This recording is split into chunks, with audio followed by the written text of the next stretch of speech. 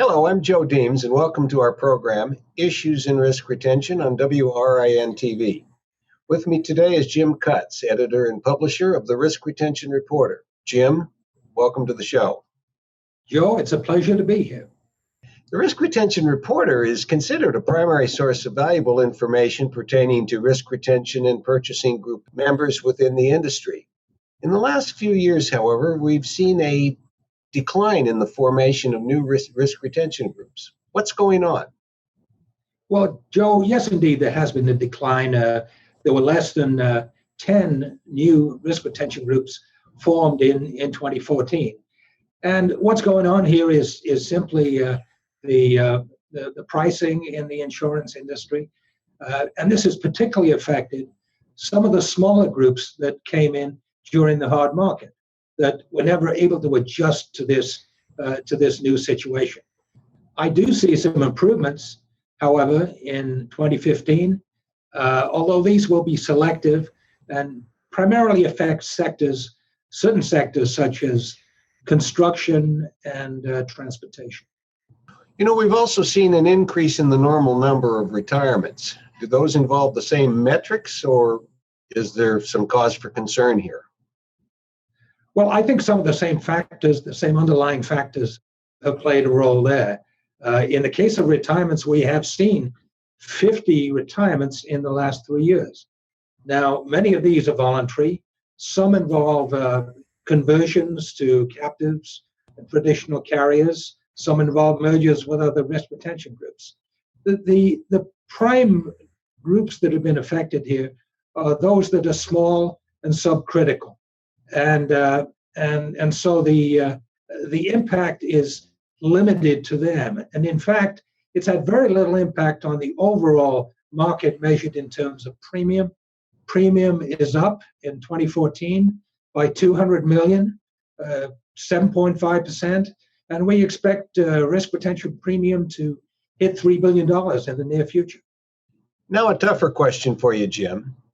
How is it that we see this trend involving a decline in formations and increasing retirements, yet AM Best and Demotech have both conducted rating and financial stability studies that clearly show that risk retention groups are consistently outperforming the traditional insurance companies? How do we reconcile this? I think what's going on here is that as risk retention groups achieve a critical size, they become, in some cases, more competitive than than traditional carriers. Why is this?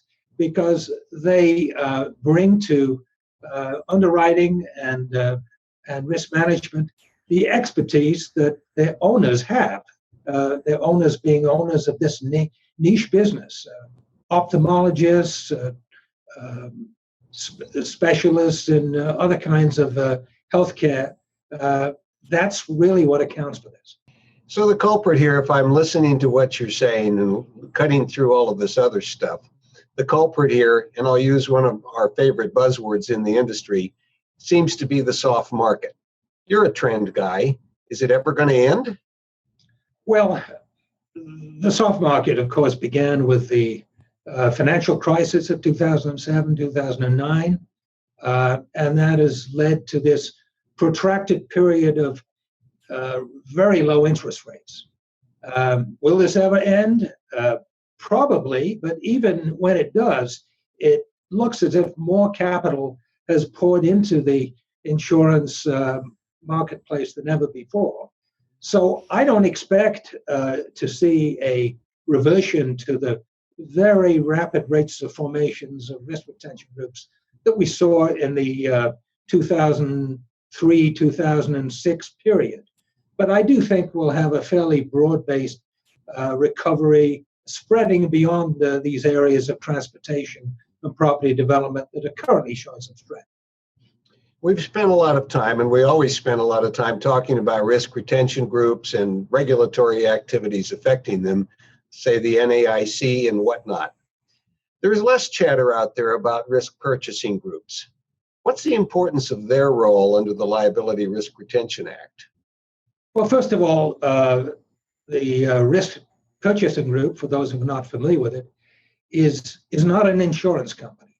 it is like a risk retention group. It does represent a homogeneous group of insurance buyers in this case.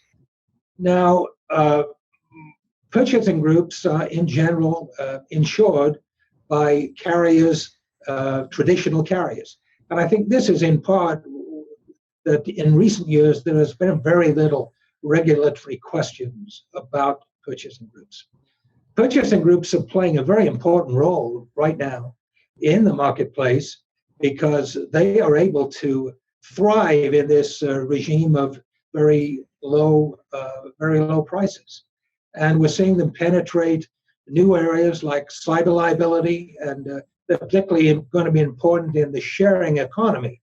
Companies like Airbnb and so forth who are able to spread their activities across the nation in a very rapid period of time. Jim, although some of your answers have given us a little bit of a prelude to my final question, and that is, what are your thoughts regarding the future of risk retention groups and risk purchasing groups over the next 5 years? Where do you see this all going? Joe, we're going to see continued growth in the risk retention group area. The premium is going to grow more rapidly, however, than the number of groups. I also see the risk retention groups continuing to strengthen financially. Over the last 3 years, we saw their assets and surplus grow more rapidly than premium. And so this continued strengthening of the financial state will continue. I believe that we will see risk retention groups growth focused primarily in new areas. Healthcare has been the big driver in the past. I don't see healthcare being quite the same driver in the future. And so that responsibility is going to devolve into transportation, property development, and government, institutional, nonprofit sectors. In the purchasing group area, I think the main action there is going to be supporting these new areas like cyber liability and the sharing economy. Overall, I think I see a very rosy future for risk retention groups. I think as we look at some of the larger groups, we're going to see increasingly these develop into families of companies, some of which are RRGs, a core risk retention group, accompanied by a firm that provides property insurance, and then companies that also sell the benefits of their risk management expertise in a broader theater. So overall, I see a very healthy future for the risk retention group and purchasing group industry. I'd like to thank my guest, Jim Cutts, for joining us, and I'd like to thank you, our viewers, for watching Issues in Risk Retention on WRIN TV.